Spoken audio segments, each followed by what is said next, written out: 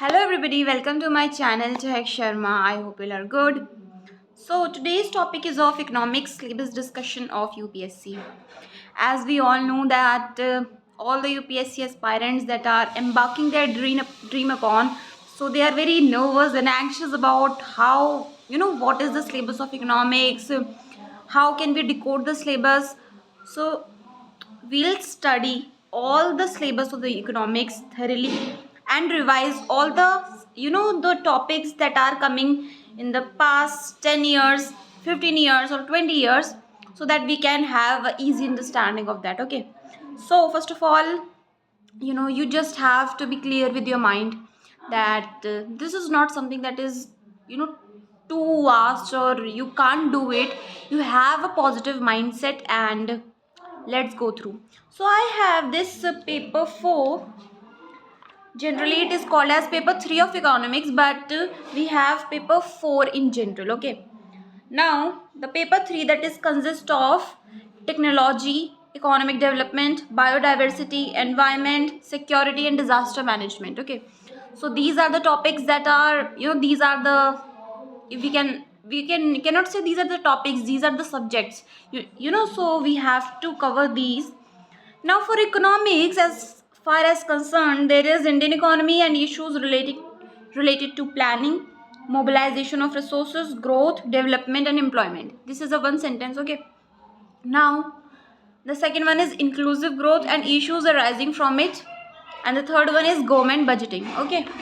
Now, in the next page, the three pointers also that covered the economics, that is effects of liberalization on the economy, changes in the industrial policy and their effects on industrial growth, infrastructure, energy, ports, roads, airports, railways, etc., investment models. Okay, so these are some lines that are written in the UPSC CSC syllabus of the official website.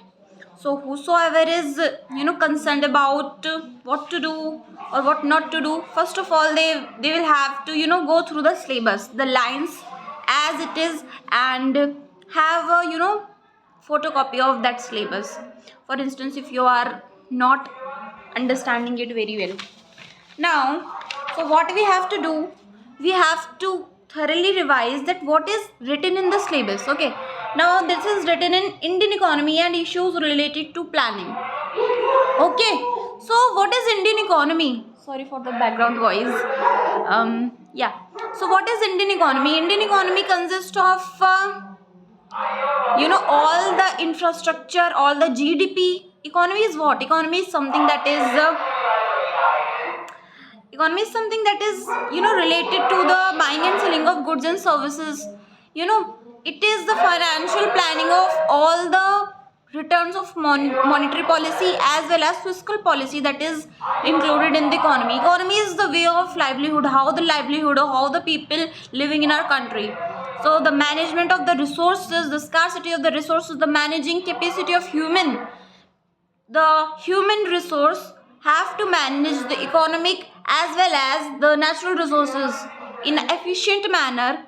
It is called economics. Okay, so Indian economy is that concern. It there is a book called class macroeconomics and microeconomics of class 11th, I guess. Yes, microeconomics is of, I think, 12th class, so you have to read this book thoroughly. Okay, so you have a basic understanding of the foundation. You have to build your foundation very good. Now the second sentence is issues related to planning. So what is planning? If we are, for example, for instance, if we are buying something, so we are buying, and to buy that particular product or thing, we have to concerned about those strategies that are developing in that product. So we have to go through the product and the planning, what is the transportation cost, what is how the purchasing price varies in different locations, and does we have the capacity to buy or not. So these are some types of steps that a buyer or a purchaser have to know in mind, so as to plan their output. So this is planning, and planning related to the economy as a whole is another level. Okay, So this is about issues related to planning. Now, mobilization of resources. What do you mean by mobilization of resources?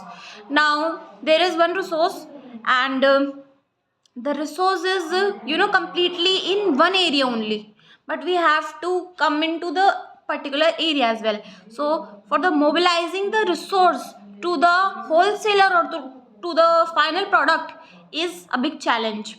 Okay, so this is also we need to focus upon. Now the another is growth, development and employment. So growth, development and employment are the three aspects of economy, and they are very crucial. And they are, in the growth, development and employment, there are multiple layers of chapters that are written in the class 12th NCERT. So you have to go through. Okay, now inclusive growth. So what is inclusive growth? That inclusive growth is the growth that includes all the people of the society, for whether it be a poor, rich or concerning, all the people are related into the growth. Is it rich, poor, don't matter, but growth is in inclusive manner. Now issues are arising from it. So what are the issues that are arising from the inclusive growth? Government budgeting, we all know that budget is prepared every year, and it is of the estimated receipts and estimated expenditure. Now economics, next line is effects of liberalization on the economy. So LPG reforms that are that happened. So what are the effects, what are the challenges, what are the outcomes, what are the solutions of that? So we have to know it. Now changes in industrial policy and their effects on industrial growth. So what first of all we need to understand what is industrial policy, and what are the drawbacks of the industrial policy, what are the advantages of industrial policy, what are some effects that have been taken upon the society in general, what in the administrative reforms in every sector, for whether it be manufacturing, industry, tertiary, quaternary, so these you have to work upon. Now second one is infrastructure, energy, ports, roads, airports, railways. So these are some topics that are tilted towards the current affairs. So you have to, a basic understanding of current affairs, what is going in the country. So you have to know about that. Okay. Now investment models. So this is the last but not the least. So what is investment models? Investment models are something that work upon how the investment models are working in our country. As you know that economy, the India's economy is on the growing stage, and it is very good for our society, for our people of India, that we are developing. So what are the investment models that government as well as private sectors is achieving? Okay, so we have to know about that, and to know about the investment models, we know about the structure of the economy. Whether our economy is of mixed economy, is it is mixed economy, but there are types of economies now. For example, centralized economy or capitalist economy, but we have a mixed economy. Okay, so how the mixed economic model work, and what is the role of private sector in our economy, what is the contribution of the government sector in our economy, how the things are manages. So these are some kinds of steps. Okay, so this is it. And the GS paper 3, I guess it is more of technology based and current affair based, because science and tech is covered in the current affairs, and there is biodiversity, security and disaster management. These are some topics that you can cover up by the current affairs as well. Okay, so for today this is it, and I hope you like this lecture. Sorry for the background voice, and thank you.